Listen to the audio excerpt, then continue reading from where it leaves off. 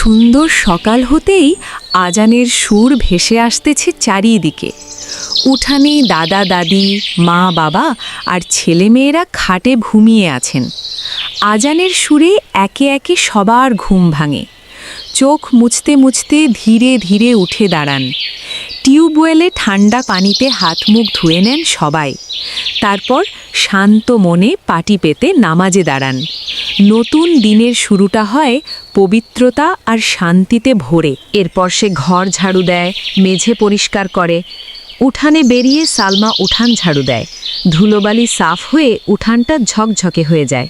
সকালের কাজ শেষ করে সে রান্নার প্রস্তুতি নেয়। চুলায় আগুন জ্বলে ওঠে, সালমা রান্না করে, রুটি বানায় আর তাওয়ায় রুটি সেঁকে নেয়। সকালটা আরও একটু এগোতেই সালমা উঠানে সুন্দর করে পাটি পেতে দেয়। পরিবারের সবাই পাটির চারপাশে বসে। সালমা সবার সামনে খাবার এনে দেয়।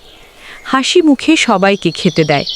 উঠান জুড়ে তখন শান্ত আর আপন একটা পরিবেশ। খাওয়া শেষ হলে সালমা গোয়াল থেকে গরু বের করে আনে। মাথায় কাপড় বাঁধা সালমা শান্ত মনে গরুর দুধ দোয়ায়। টাটকা দুধে ভরে যায় পাত্র। দুধের এক ভাগ রান্নার জন্য রাখা হয়, আর একটু দুধ বিড়ালকেও খেতে দেওয়া হয়। এরপর দাদা বাজার থেকে সবজি এনে দেয়।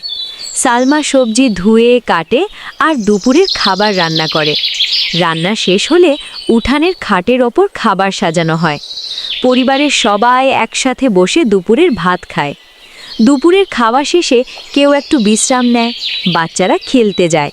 বিকেলে খেলাধুলা শেষে তারা কাদামাটি মেখে বাড়ি ফিরে আসে।